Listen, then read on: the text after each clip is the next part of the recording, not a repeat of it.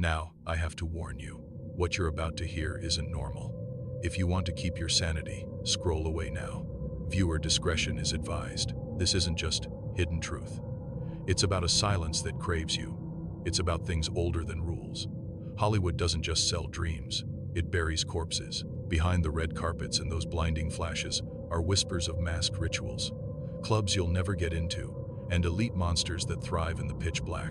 From 18th century devil worshippers to modern TikTok cults, power has a price, and it's usually your blood. Some say fame is earned, others say it's initiated. What happens at these parties is never filmed, but the stains are everywhere. Symbols repeat, careers explode, then silence. Tonight, we rip back the curtain on Hollywood's darkest secret societies and the things they want to keep in the basement. It's the year 1755. You're deep in the English woods, standing outside the ruins of Medmenham Abbey. At 3 a.m., a line of black carriages pulls up. Out step the most powerful men on earth. Ministers, chancellors, the guys who literally run the world. But they aren't here for a meeting.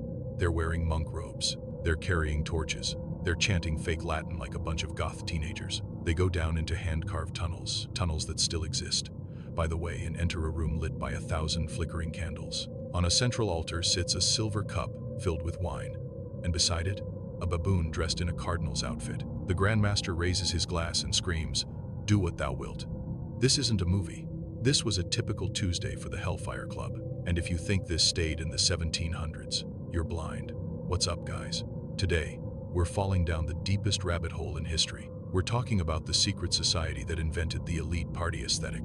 If you've ever seen a movie where masked billionaires do weird stuff in a mansion, you're looking at the ghost of Hellfire. We're looking at the history, the insane rumors of human sacrifice, and why your favorite A-list stars might still be wearing those monk robes today. Let's talk about the OG troll, Sir Francis Dashwood.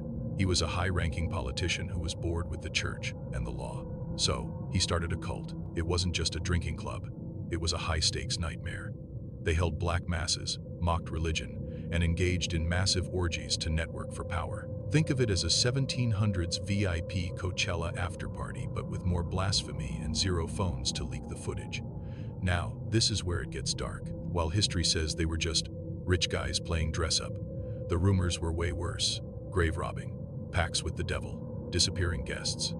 The public was terrified. Eventually, the scandals got too big and the club disbanded.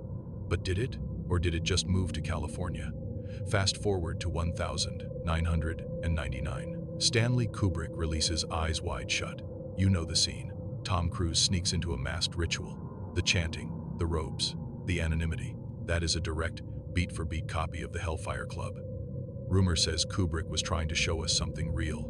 And get this, he died days after showing the final cut to the studio. People are obsessed. Did he fly too close to the sun? Even today, the Hellfire brand is everywhere. Stranger Things uses the name for a D&D club, a clever way to hide history in plain sight. But the conspiracy goes deeper. Look at the Grove in the Hollywood Hills. A lists stars wearing masks and capes, mirroring Dashwood's rituals perfectly. Why? Is it just for the party? Or is there a blood covenant? To stay at the top, do you have to break every rule of society? Some say the club is a front. They film you doing something forbidden, and then they own you. It's the ultimate insurance policy for fame. But, as we're about to see, not every society is about wine and sex. Some are looking for something much more. Supernatural. It's 1925, the height of the silent film era. A massive movie star is in his dressing room, but he isn't reading a script. He's staring into a bowl of liquid mercury, surrounded by red roses and golden crosses. He believes that by chanting specific frequencies, he can manifest a box office hit out of thin air. He isn't just an actor, he's a student of the Rosicrucians. While Hellfire was about the body, the Rosicrucians are playing the long game with your mind. They aren't trying to break the rules, they're trying to rewrite the laws of reality. And honestly, they might have done it.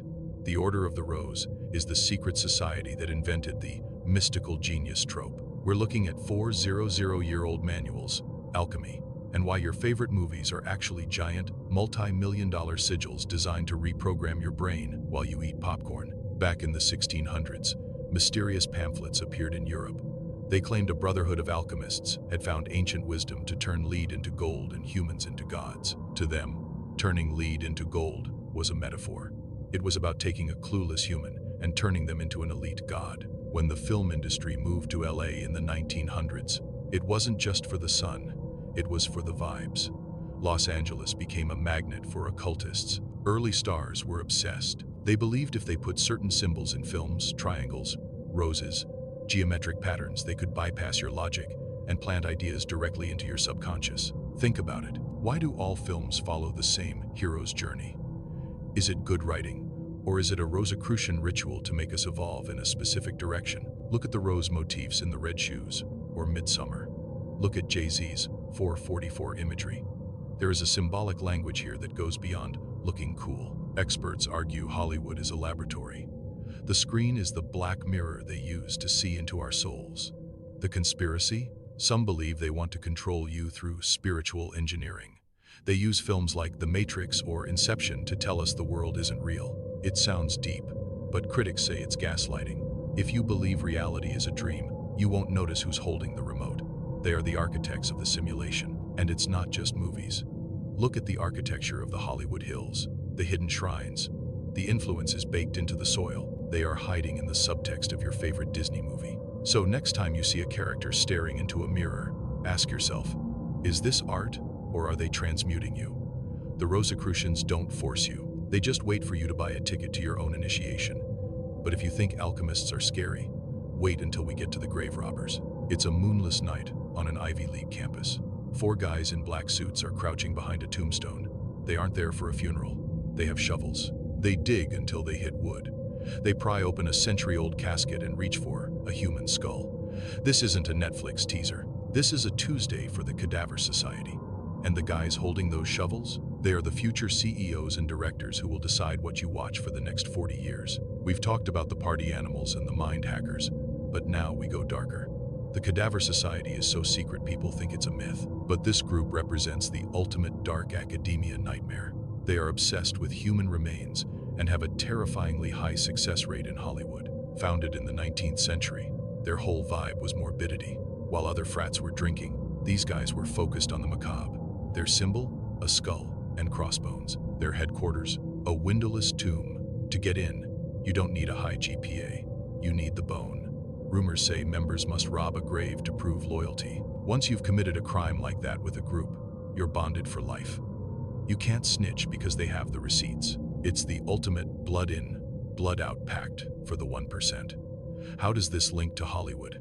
Look at the alumni lists. These societies are packed with people who end up as power players. Have you wondered why horror movies have become so nihilistic? Some say it's because the people making them have been desensitized to death since they were 20. When you've spent college chilling with actual skeletons, a movie like Hereditary isn't art, it's a reflection of your social circle. Take the movie The Skulls. It was written by people who grew up in the shadow of these societies. The best way to hide a secret? Turn it into a movie. Then, if someone tells the truth, people just say, "Oh, you just saw that movie." It's a classic distraction. There are rumors of the Necro Pipeline, a system where members only hire other bonesmen, creating a death cult monopoly on storytelling. Holding the remains of the dead is believed to give you power over ancestors. When these guys move to Hollywood, they bring that death energy with them. They create films focused on decay and trauma to train the audience to be as obsessed with death as they are. If they make the world comfortable with the macabre, their secret rituals don't seem so bad anymore. A population that is scared and hopeless is easier to manage. We're all just grave robbers now, digging through the past for the next viral hit. We're halfway through, and things are getting heavy. We've seen the sex, the alchemy, and the skeletons. But now we move into the spotlight. A group that doesn't hide in cemeteries because it owns the biggest buildings in town. You're a struggling actor in LA. You have $0. Suddenly, a guy in a suit offers you a free personality test.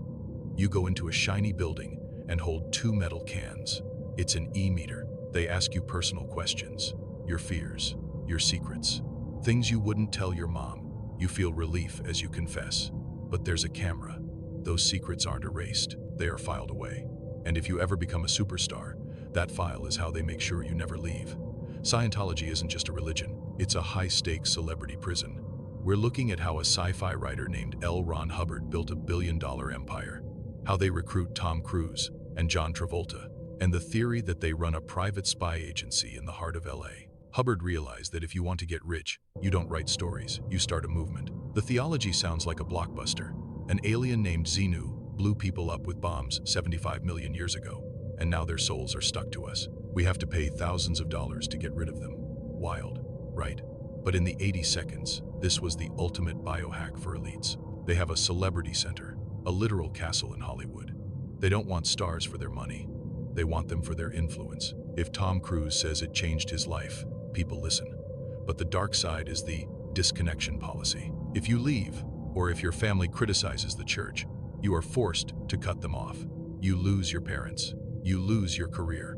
It's social execution. Why do some stars seem untouchable despite scandals? Rumor says Scientology has infiltrated the police and casting agencies. They use those black files to blackmail the most powerful people. If you knew every dirty secret of a studio head, you could control every movie made. It's a shadow government. Then there's the Sea Org, the paramilitary wing. Members sign billion-year contracts. There are whispers of Gold Base, a desert compound with snipers. Why does a religion need snipers? Maybe they aren't protecting a church. They're protecting a command center.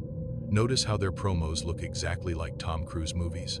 They have their own studio, Scientology Media Productions. They are building a parallel Hollywood where they control the narrative.